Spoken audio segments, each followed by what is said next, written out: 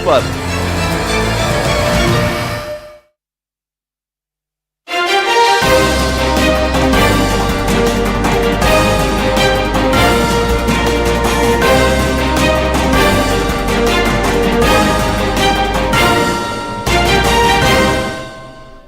नमस्कार, सांकेतिक भाषा के इस विशेष बुलेटिन में आप सभी का स्वागत है। मैं हूं ऋतु वर्मा, मेरे साथ हैं मेरी सहयोगी बीना सिंह।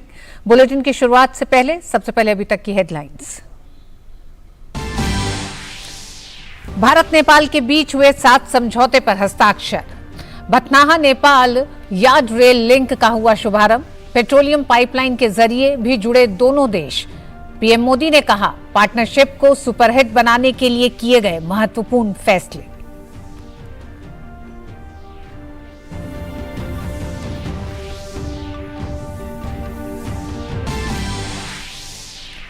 हिंसा प्रभावित मणिपुर में गृहमंत्री अमित शाह ने पेश की शांति योजना।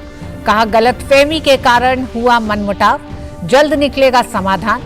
शांति समिति के गठन का ऐलान। रिटायर्ड हाईकोर्ट जज की अध्यक्षता में न्यायिक आयोग करेगा हिंसा की जांच। सीबीआई का विशेष दल करेगा 6 केस की जांच।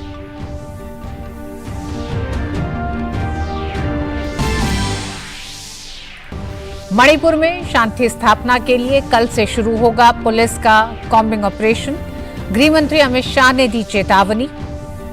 कॉम्बिंग ऑपरेशन के बाद मिले हथियार तो होगी कठोर कानूनी कार्रवाई। समझौते की शर्त तोड़ने वाले समूह भी कार्रवाई के लिए रहे तैयार।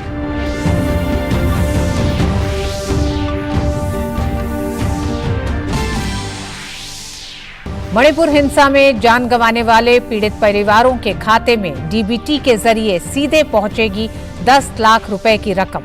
केंद्र सरकार की ओर से कल भी होगी राहत और पुनर्वास पैकेज की अहम घोषणा।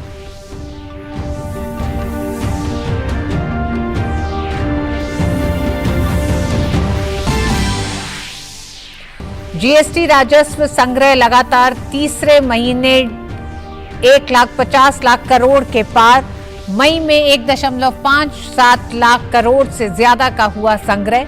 अब तक 5 बार 1.5 लाख करोड़ का आंकड़ा हुआ पार।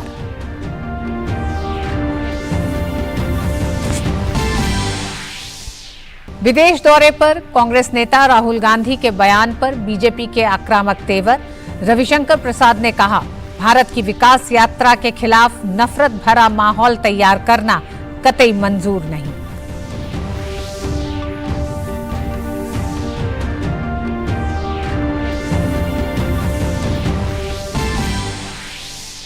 खेलो इंडिया यूनिवर्सिटी गेम्स में आज वेटलिफ्टिंग में अंशुल पुरुषों के 81 किलोग्राम भार वर्ग में जीता स्वर्ण पदक। वहीं महिलाओं में बेलमा मानी ने 181 किलोग्राम भार उठाकर स्वर्ण पदक किया अपने नाम। पुरुष हॉकी में संबलपुर विश्वविद्यालय ने हासिल किया कांस्य पदक।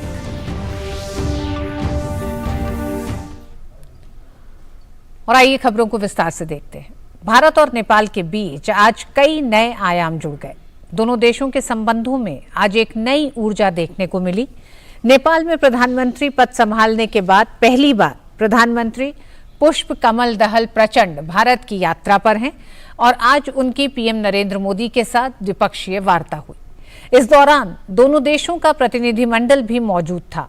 इस बातचीत के बाद दोनों देशों के बीच 7 समझौतों पर हस्ताक्षर हुए, जो व्यापार और वाणिज्य, सीमा पार पेट्रोलियम पाइपलाइन, एकीकृत जांच चौकियों का विकास, जल विद्युत परियोजनाओं और भुगतान व्यवस्था जैसे विषयों से जुड़े हैं।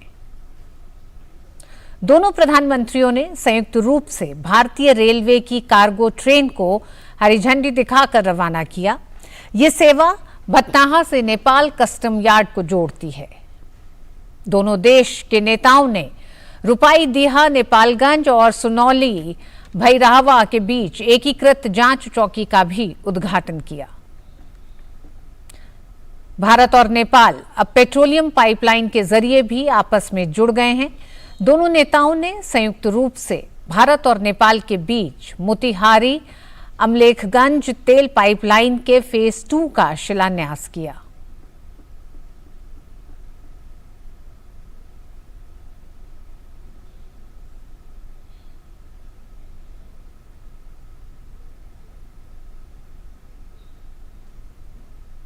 भारत नेपाल के बीच समझौतों पर हस्ताक्षर के बाद दोनों देश के प्रधानमंत्रियों ने संयुक्त प्रेस कॉन्फ्रेंस की। पीएम मोदी ने एक पुराना वाकया याद करते हुए कहा कि उस समय उन्होंने भारत नेपाल संबंधों के लिए एक हिट फॉर्मूला दिया था और अब बारी है पार्टनरशिप को सुपरहिट बनाने की।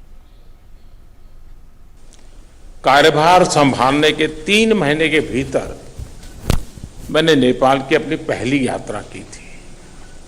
उस समय मैंने भारत नेपाल संबंधों के लिए एक हिट फॉर्मूला HIT दिया था। हाईवेज, आईवेज और ट्रांसवेज। मैंने कहा था कि भारत और नेपाल के बीच ऐसे संपर्क स्थापित करेंगे कि हमारे बॉर्डर्स, हमारे बीच बैरियर्स न बने। ट्रक्स की जगह पाइपलाइन से तेल का निर्यात होना चाहिए। साझा नदियों के ऊपर ब्रिज बनाने चाहिए। नेपाल से भारत को बिजली निर्यात करने के लिए सुविधाएं बनाई जानी चाहिए। फ्रेंड्स, आज 9 साल बाद मुझे कहते हुए खुशी है कि हमारी पार्टनरशिप वाकई में हिट है। पीएम मोदी ने कहा कि पिछले 9 सालों में अनेक क्षेत्रों में हमने कई उपलब्धियों को हासिल किया है। मीरगंज में नेपाल की पहली ICP बनाई गई। पिछले 9 सालों में हमने अनेक क्षेत्रों में कई उपलब्धियां हासिल की हैं। बीरगंज में नेपाल की पहली ICP बनाई गई। भारत नेपाल के बीच हमारे क्षेत्र की पहली क्रॉस बॉर्डर पेट्रोलियम पाइपलाइन बनाई गई। हमारे बीच पहली ब्रॉडगेज रेल लाइन स्थापित की गई। सीमा पर नई ट्रांसमिशन लाइंस का निर्माण किया गया है। अब हम नेपाल से 450 मेगावाट से अधिक बिजली आयात कर रहे हैं। पीएम मोदी ने कहा कि हमने आने वाले 10 वर्षों में नेपाल से 10,000 मेगावाट बिजली आयात करने का लक्ष्य रखा है। हमने आने वाले 10 वर्षों में नेपाल से 10,000 मेगावाट बिजली आयात करने का लक्ष्य रखा है। फुकोट, कर्णाली और लोअर अरुण हाइड्रो इलेक्ट्रिक परियोजनाओं पर हुए समझौते से विद्युत क्षेत्र में सहयोग को और बल मिला है। पीएम ने कहा कि भारत और नेपाल के सांस्कृतिक संबंधों को और मजबूती देने के लिए रामायण सर्किट से संबंधित परियोजनाओं में तेजी लाई जानी चाहिए।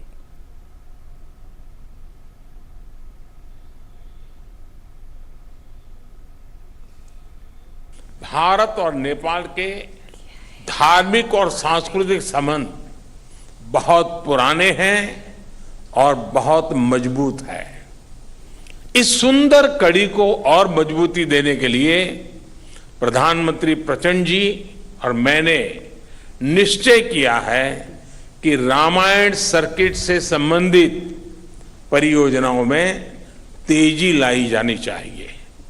हम अपने रिश्तों को हिमालय जितनी ऊंचाई देने के लिए काम करते रहेंगे और इसी भावना से हम सभी मुद्दों का, चाहे बाउंड्री का हो या कोई और विषय, सभी का समाधान करेंगे। भारत दौरे पे आए नेपाल के प्रधानमंत्री पुष्प कमल दहल प्रचंड ने पीएम मोदी को 9 साल के कार्यकाल की सफलता के लिए बधाई दी। नेपाल के पीएम ने बिजली के मामले में अपनी घरेलू मांग को पूरा करने के लिए भारत का आभार जताया। I appreciate India's import of 452 megawatt of power from Nepal and requested Prime Minister Modi ji for approval of the import of additional 1200 megawatt of power from Nepal, including 456 megawatt upper Tamakosi. I thank Prime Minister Modi ji for positive response. आज सुबह प्रधानमंत्री नरेंद्र मोदी के साथ द्विपक्षीय वार्ता और कई योजनाओं को हरी झंडी देने के बाद नेपाल के प्रधानमंत्री पुष्प कमल दहल प्रचंड ने राष्ट्रपति द्रौपदी मुर्मू से मुलाकात की।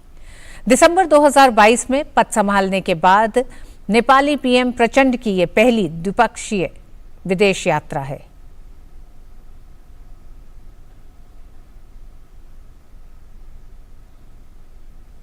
नेपाल के पीएम ने उपराष्ट्रपति जगदीप धनखड़ से भी मुलाकात की।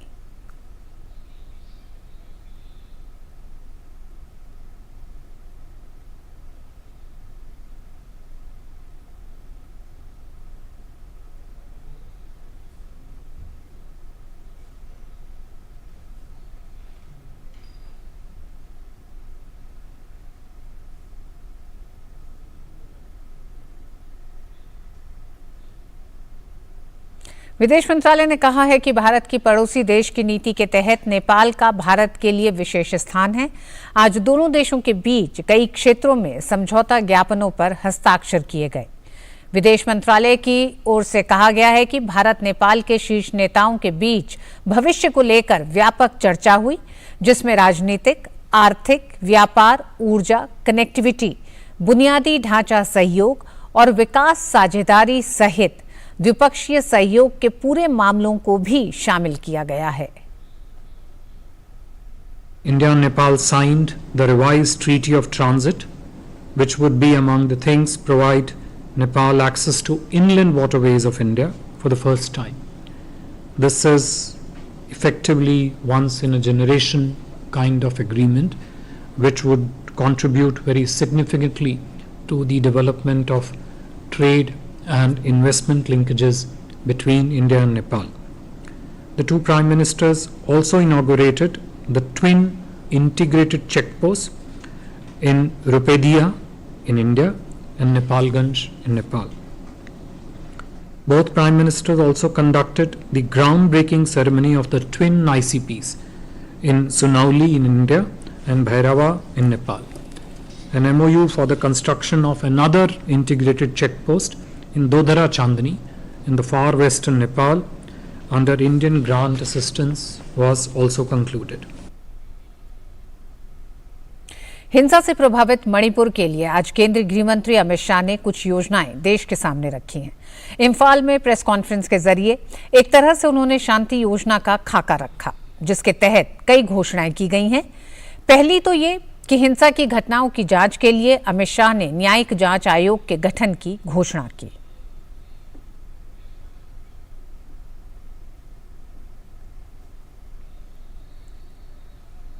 भारत सरकार विगत एक महीने से चलती हुई हिंसा होने के कारण और हिंसा में किसकी जिम्मेदारी है, इस सभी की जांच के लिए हाई कोर्ट के चीफ जस्टिस स्तर के रिटायर्ड न्यायाधीश का न्यायिक आयोग गठित कर जांच करेगा और ये जांच भारत सरकार की ओर से कराई जाएगी। भारत सरकार मणिपुर के गवर्नर साहिबा की अध्यक्षता में एक शांति समिति का गठन करेगी, जिसमें सभी का समावेश होगा। उद्योगपति भी होंगे, खिलाड़ी भी होंगे, राजनीतिक दलों के प्रतिनिधि भी होंगे, चुने हुए प्रतिनिधि भी होंगे और अलग अलग सिविल सोसाइटी ऑर्गेनाइजेशन के प्रतिनिधि भी सभी प्रकार के होंगे। हिंसा से जुड़े 6 मामले की जांच सीबीआई को सौंपने का भी केंद्रीय गृह मंत्री ने घोषणा की। अमित शाह ने कहा कि मणिपुर में सुरक्षा के लिहाज से काम कर रही एजेंसियों के बीच बेहतर सामंजस्य के लिए सीआरपीएफ के सेवानिवृत्त डीजी की अध्यक्षता में एक यूनिफाइड कमान बनाने का भी फैसला किया है, जो आज से ही अपना काम शुरू कर रहा है। मणिपुर में हिंसा प्रभावित लोगों के लिए सरकार पहले ही राहत और पुनर्वास पैकेज की घोषणा कर चुकी है, जिसे आज फिर दोहराया गया।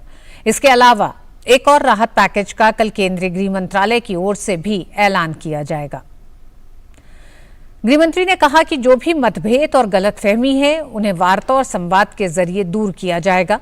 अमित शाह ने कहा कि राज्यपाल की अध्यक्षता में शांति समिति सबको सुनकर गलतफहमियों को दूर करेगी। वार्ता और संवाद यही रास्ता है मतभेदों को और मिसअंडरस्टैंडिंग को क्लियर करने का। मुझे लगता है एक बार राज्यपाल महोदया की अध्यक्षता में पीस कमेटी घूमकर सबको सुनेगी। मैंने भी सुना है, काफ़ी सारी चीज़ें आई हैं। मैंने एक दूसरे के साथ कम्युनिकेट भी किया है, एक दूसरे के ग्रीवेंसेस को।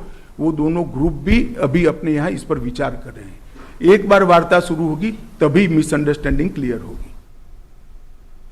भाजपा के 9 साल पूरे होने पर मुंबई में आयोजित बीजेपी के महाजनसंपर्क अभियान में केंद्रीय मंत्री अनुराग सिंह ठाकुर ने कहा कि बीते 9 साल में गरीब कल्याण और सुशासन के पीछे का पूरा श्रेय प्रधानमंत्री मोदी की दूरदर्शी सोच और कुशल नेतृत्व को जाता है।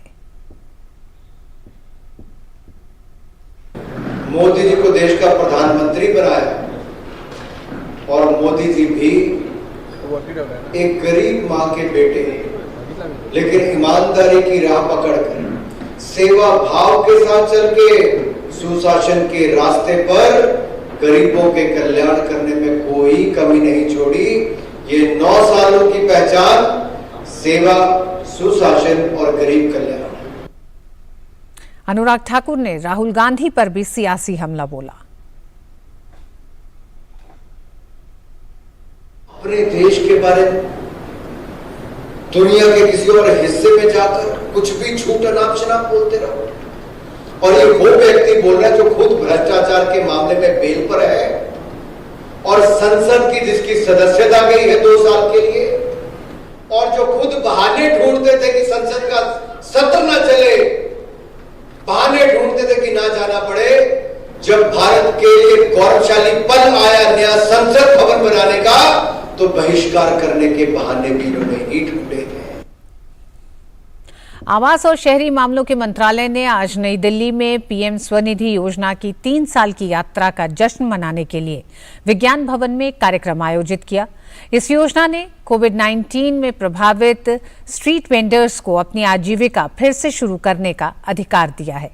स्वनिधि योजना से रेहड़ी पटरी वालों के जीवन में परिवर्तन आया है। जिन लोगों ने इसके तहत लोन लिया है, उन्होंने बताया कि उनके छोटे से व्यवसाय में बढ़ोतरी हुई है, जिससे उनके जीवन में बदलाव आया है। फायदा कितना होना, जो थोड़ा बहुत वो था बीच में, हाँ उसमें थोड़ा फायदा होना, काम चल गया हमारा था। बाकी अभी दोबारा फिर ऑफर आया तो मैंने लिया नहीं, वैसे पिछला क्लियर कर दिया था पहली बार में ही। मेरे को वो भी मिल रखा, बैटिंग सर्टिफिकेट भी मिल रखा। फायदा है, सब लोगों ने ले रखा, अच्छा है, सबको अच्छा वो हुआ, बेनिफिट हुआ। एनडीएमसी ने बोला कि वो आप लोन लेना तो ले सकते हो, तो एनडीएमसी के थ्रू फॉर्म भर के 10,000 रुपया लोन लिया था मैंने, और उसमें करीब 1,000 रुपया फ़ायदा हुआ। केंद्र सरकार को मई महीने में जीएसटी से 1.57 लाख करोड़ की कमाई हुई है। पिछले महीने जीएसटी संग्रह कलेक्शन रेवेन्यू कलेक्शन 1,57,090 पर रहा। साल दर साल 12% की ग्रोथ दर्ज की गई है। हालांकि ये अप्रैल 2023 से कम है, जब जीएसटी रेवेन्यू 1.67 लाख करोड़ पर रहा था। ऐसा लगातार 14 महीनों से हो रहा है, जब महीने में जीएसटी रेवेन्यू 1.4 लाख करोड़ से ऊपर दर्ज हो रहा है। वहीं जीएसटी लागू होने के बाद से ये लगातार 5वां साल है जब कलेक्शन 1.5 लाख करोड़ के ऊपर रहा है। मई 2022 में जीएसटी संग्रह 1.41 लाख करोड़ रुपए रहा था। दरअसल देश में जब से जीएसटी लागू हुआ है, 1.5 लाख करोड़ रुपए से ज्यादा जीएसटी कलेक्शन का ये 5वां मौका है। मई 2023 में कुल ग्रॉस रेवेन्यू में 28,441 करोड़ रुपए सीजीएसटी के तौर पर आया है। दूसरी तरफ पिछले महीने 35,828 करोड़ रुपए का एसजीएसटी कलेक्ट किया गया है। आईजीएसटी की बात करें तो 81,363 करोड़ रुपए का रेवेन्यू रहा। इसमें 41,772 करोड़ रुपए गुड्स के इंपोर्ट पर कलेक्शन भी शामिल है। इसके अलावा 11,489 करोड़ रुपए का सेस वसूला गया, जिसमें गुड्स के इंपोर्ट पर 1,057 करोड़ रुपए का कलेक्शन शामिल है।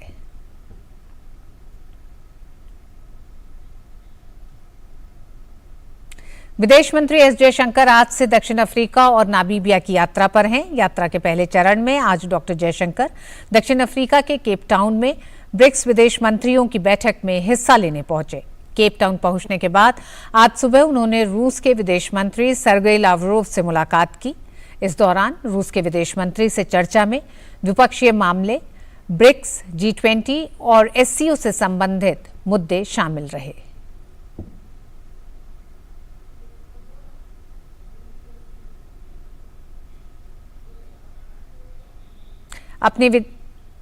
वक्त एक छोटे से ब्रेक का है।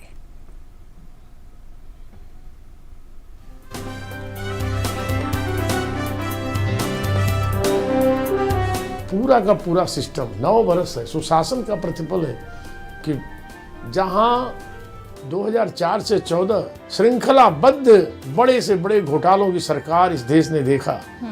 लोग अखबार, समाज, सोसाइटी घोटाले सुनते सुनते उनका स्वास्थ्य खराब हो जाता था, उनका मन दुखी हो जाता है कि देश में हो क्या रहा। आज 9 वर्षों में एक भी घोटाला नहीं, एक भी करप्शन नहीं, और सेवा भावना तो प्रतिपल है। बिना एक दिन रुके, एक दिन आराम की जो प्रधानमंत्री सुबह 8:30 से लेकर रात 12 तक सेवा कर रहा है, इससे बढ़ के सेवा का क्या प्रमाण होगा।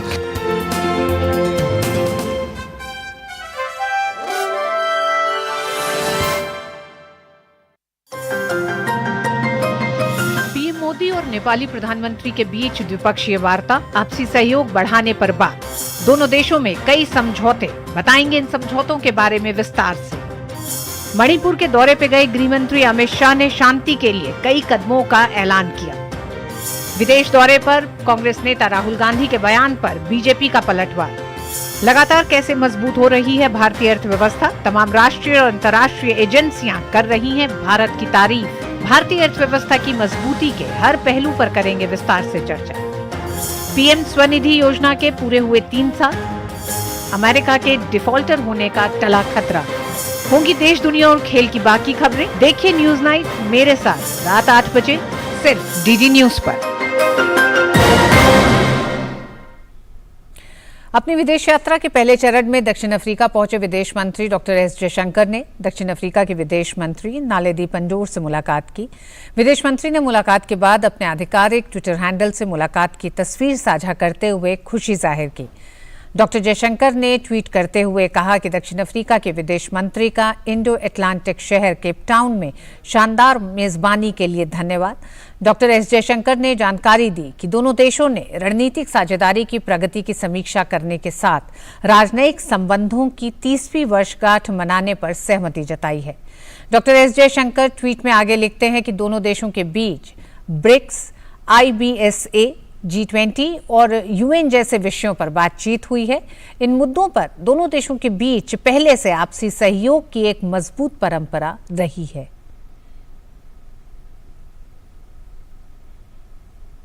विदेश राज्य मंत्री वी मुरलीधरन 2 देशों की अपनी 4 दिवसीय यात्रा के अंतिम चरण में बुधवार को मलेशिया पहुंचे। राजधानी कुआलालंपुर में श्री मुरलीधरन ने मलेशिया के उप विदेश मंत्री मोहम्मद हज अलामिन से मुलाकात की। बैठक के बाद वी मुरलीधरन ने अपने ट्वीट में लिखा कि कुआलालंपुर में मलेशिया के उप विदेश मंत्री मोहम्मद हज अलामिन के साथ एक उपयोगी बैठक आयोजित की।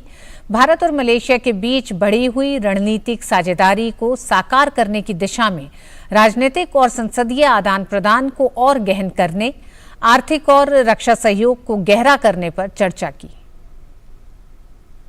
इससे पहले विदेश राज्य मंत्री वी मुरलीधरन ने गुरुवार को मलेशियाई राजधानी कुआलालंपुर में आसियान भारत व्यापार परिषद मलेशिया चैप्टर से मुलाकात की। इस मुलाकात को लेकर विदेश राज्य मंत्री ने अपने ट्वीट में लिखा, कुआलालंपुर में अध्यक्ष दातो रमेश कुडमल की अध्यक्षता में ASEAN India business council Malaysia chapter से मिलकर खुशी हुई। आसियान भारत व्यापार और निवेश संबंधों को सक्रिय रूप से बढ़ावा देने के प्रयासों के लिए AIBC मलेशिया चैप्टर की सराहना की। इससे पहले विदेश राज्य मंत्री वी मुरलीधरन अपनी ब्रुनई की यात्रा को समाप्त कर बुधवार को मलेशिया पहुंचे थे। मलेशिया के अपने दौरे की शुरुआत उन्होंने राजधानी कुआलालंपुर स्थित रामकृष्ण मिशन पहुंचकर की। कुआलालंपुर स्थित रामकृष्ण मिशन के अपने अनुभव को लेकर उन्होंने ट्वीट किया और अपने ट्वीट में उन्होंने लिखा कि कुआलालंपुर में ऐतिहासिक रामकृष्ण मिशन की यात्रा करके धन्य महसूस कर रहा हूं। अपने दिन की शुरुआत स्वामी विवेकानंद को अपनी पुष्पांजलि अर्पित करने के साथ की। 2015 में माननीय प्रधानमंत्री नरेंद्र मोदी द्वारा अनावरण की गई प्रतिमा मलेशिया में समृद्ध भारतीय विरासत और संस्कृति का एक स्थायी प्रमाण है। मॉर्गन स्टैनली की रिपोर्ट पर केंद्रीय मंत्री पीयूष गोयल ने कहा है कि प्रधानमंत्री नरेंद्र मोदी के नेतृत्व में भारत जिस तेज गति से आगे बढ़ रहा है उसकी पुष्टि इस रिपोर्ट में हुई है। उन्होंने कहा कि गत 9 सालों में देश के हर नागरिक की जरूरतों को पूरा करने का काम केंद्र सरकार ने किया है। वो ये कह रहे हैं कि जो आज का भारत है, 2023 का भारत, वो 2013 के भारत से बिल्कुल अलग है, एक नया भारत है, एक ऐसा भारत जो शायद विश्व में किसी ने कभी कल्पना नहीं की थी। आज भारत की वो स्थिति बनी है। भारत के लोगों के जीवन में जिस प्रकार से रोजमर्रा की जरूरतें पूरी करने के लिए एक संवेदनशील व्यक्तित्व माननीय प्रधानमंत्री नरेंद्र मोदी जी का हम सब ने देखा, अनुभव किया, जिससे आज के दिन चाहे वो एक जमाने की समस्याएं रोटी कपड़ा मकान की हो, चाहे वो स्वास्थ्य और शिक्षा की हो, चाहे वो कौशल विकास की हो, अच्छा पानी हमें नल से जल पे घर पे मिले, सभी घरों में सामान्य सुविधाएं हो, बिजली की, सड़क पहुंचे गांव तक, शौचालय हो, डिजिटल कनेक्टिविटी हो, ये जो एक लोगों के जीवन की जरूरतों को पूरी तरीके से गांव गांव तक पहुंचाने का काम प्रधानमंत्री मोदी जी ने गत 9 वर्षों में किया है। गुरुग्राम की पुलिस को एक बड़ी कामयाबी मिली है। पुलिस के मुताबिक लॉरेंस बिश्नोई और गोल्डी बरार गैंग के 10 शार्प शूटर्स गिरफ्तार किए गए हैं। इनमें से 7 को पुलिस की वर्दी में गिरफ्तार किया गया है। ये किसी गंभीर अपराध को अंजाम देने की योजना बना रहे थे। उनके पास से 4 विदेशी पिस्टल, 28 जिंदा कारतूस बरामद किए गए हैं और आगे की तफ्तीश अभी जारी है। दिल्ली एवं जिला क्रिकेट संघ द्वारा हॉट वेदर क्रिकेट टूर्नामेंट का आयोजन किया जा रहा है। इस क्रिकेट टूर्नामेंट में लगी कुल 54 टीमें हिस्सा ले रही हैं। इस प्रतियोगिता के उद्घाटन समारोह में डीडीसीए संघ के अध्यक्ष रोहन जेटली, सचिव सिद्धार्थ वर्मा, डीडीसीए उपाध्यक्ष साक्षी खन्ना और डीडीसीए लीग एवं टूर्नामेंट कमेटी के चेयरमैन राजन मनचंदा भी मौजूद थे। ये टूर्नामेंट के मुकाबले लगभग 1 महीने तक विभिन्न मैदानों पर खेले जाएंगे, जहां 108 लीग टीम में से चुनी गई 54 टीमों के खिलाड़ी धमाल मचाएंगे। हाल ही में आईपीएल के 16वें संस्करण के समाप्त होने के बाद कई खिलाड़ी इन लीग में हाथ आजमाएंगे और अगले सीजन के लिए अपनी दावेदारी पेश करेंगे। इस टूर्नामेंट की विजेता टीम को 4 लाख रुपए का इनाम और उपविजेता को 3 लाख रुपए का इनाम दिया जाएगा।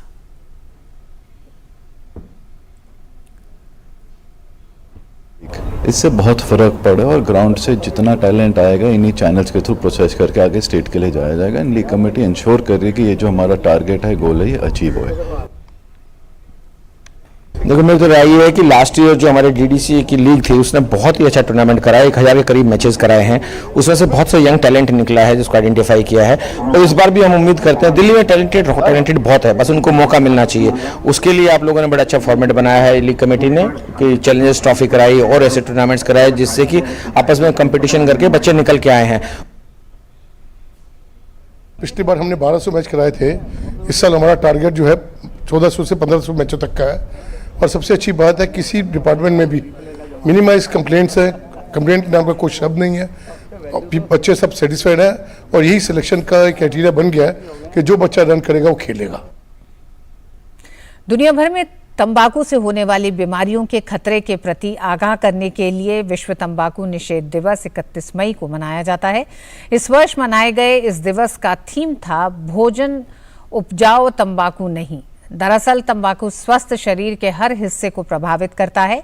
यही नहीं, दुनिया में होने वाली 20% मौत तंबाकू की वजह से ही होती है। तंबाकू निषेध दिवस का मेन थीम है ग्रो फूड नॉट टबैको। तंबाकू हमारे शरीर के लगभग हर सिस्टम पर दुष्प्रभाव डालता है, चाहे वह हमारा श्वसन तंत्र हो या रेस्पिरेटरी सिस्टम, कार्डियोवैस्कुलर सिस्टम, चाहे हमारा किडनी और सेंट्रल नर्वस सिस्टम, ये लगभग शरीर के हर हिस्से को प्रभावित करता है। हमने देखा है कि जो दुनिया में होने वाली मृत्यु हैं उसमें लगभग 20% मृत्यु का कारण तंबाकू होता है, और जो लोग दुनिया में तंबाकू का प्रयोग करते हैं उनमें से लगभग आधे लोगों की मृत्यु उस तंबाकू की वजह से ही होती है जिसका वह उपयोग करते हैं। और इस बुलेटिन में बस इतना ही। हमें दीजिए अनुमति। नमस्कार।